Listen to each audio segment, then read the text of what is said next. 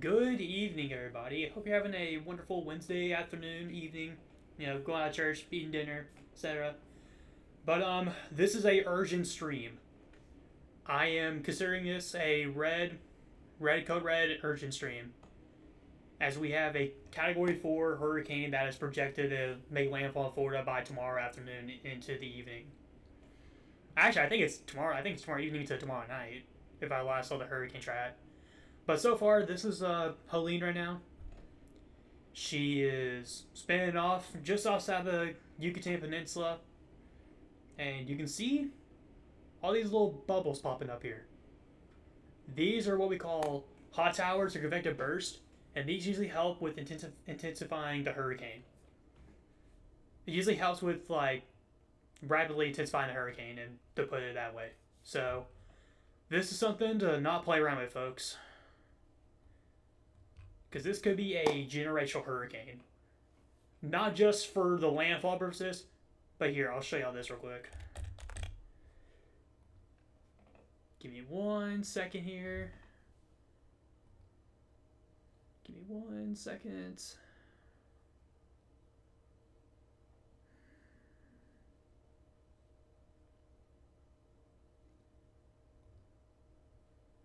Here we go. This is what I'm looking for. But here's what I want to show y'all. I want y'all to take a look at this real quick. Now, just ignore these dark reds. This is flash flood warnings, which is something we really don't need before we have this big hurricane coming in. But this is what we're looking at right now. You have tropical storm warnings extending all the way down the Florida Peninsula, all around the coast. And then you got hurricane warnings going for the Big Bend areas. And down here in the start of the Big Bend, Apalachicola, Tallahassee, Perry, Cedar Key, all those places we need to keep a big eye out for, as we are projecting 15 to 20 foot of storm surge. You heard that correctly. 15 to 20 foot or 20 feet of storm surge. And this is going to spread. This could spread upward towards I-10. I wouldn't be shocked because it's all marshland out there. I wouldn't be shocked to see something like that happen, because this could be a very dangerous situation that could unfold by tomorrow evening. And this is something you don't see every day too. You got hurricane warning extending well into central Georgia, and then tropical storm warnings for the entire states of South Carolina and Georgia, and even to the Appalachians too, which is something you do not see often. Very rare. By this, I would mean once in a 5 to 10 year thing. Maybe even 20 for some. But out here towards Panama City, Destin, y'all are on the good side of the hurricane. I mean, you're still going to get rainfall and wind, but all this will be a northern wind. So it'll push the water outward over here. But for my folks, out here, the Big Bend, Cedar Key, and Perry, yeah, it's going to get rough. Very rough. Even catastrophic. I'll put even at catastrophic. And you got hurricane warnings, extending down here. Even some hurricane watches I saw earlier for Clearwater and St. Pete. You have to watch those areas because any shifted east could propagate a hurricane warning down there. Even towards, Naples too, and all this stuff in Sarasota. We'll have to watch those areas closely. And I wouldn't be shocked to see hurricane warnings go inch closer to Atlanta, to the south suburbs. I wouldn't be shocked to see that happen, because this system is going to be moving at a fast pace, like a rapid pace for a hurricane, at 20 to 30 miles per hour, which seems slow on paper, but for hurricanes, this is really fast. And I mean, this is quick. By the time it's up in Tennessee, it'll still have tropical storm winds, but it'll be known as a post-tropical cyclone. But that being said, I'm going to show y'all the National Hurricane Center. Just kind of show y'all what's going on here. Give me 1 second here. Let's go to warnings and cones. So this is what we're projecting at right now. You got major hurricane status, Category 4 down here, projected by, I think it says 1 p.m. Thursday, so by tomorrow afternoon. And then, oh goodness, you're going to have a nighttime hurricane in Georgia all the way up into northern, man. whew, it could be a very rough day out there. Even a tropical storm all the way up in Nashville. What the heck? And then all this just sits out here as this gets eaten up by the cutoff load that's sitting around the Arcotex area at the moment, or what will be sitting at the Arcotex then. And I'm gonna show y'all the storm surge too, because we have storm surge warnings all over this area, this entire area down here.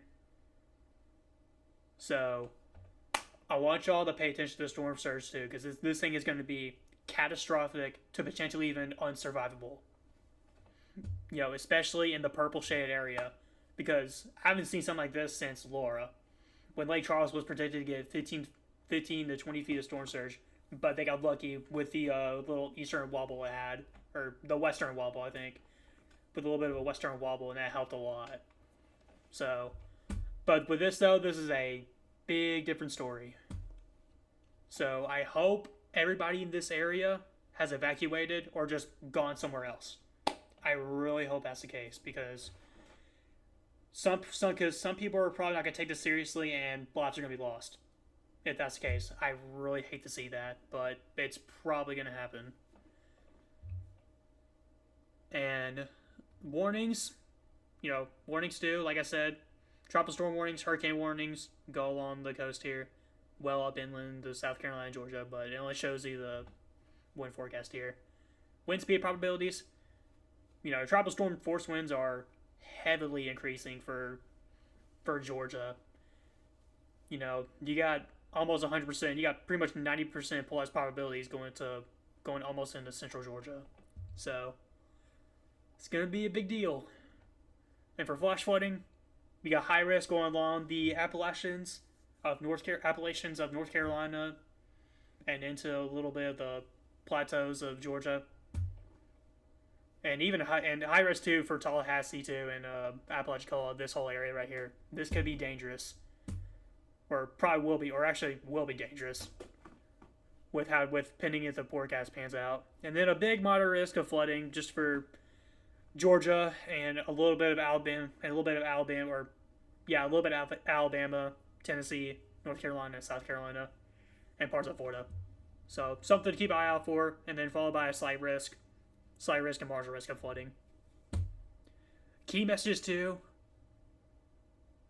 Oh, this is Spanish, my bad.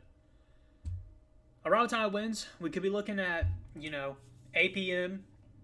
on Wednesday here in a little bit, which this is probably where we would be at right now.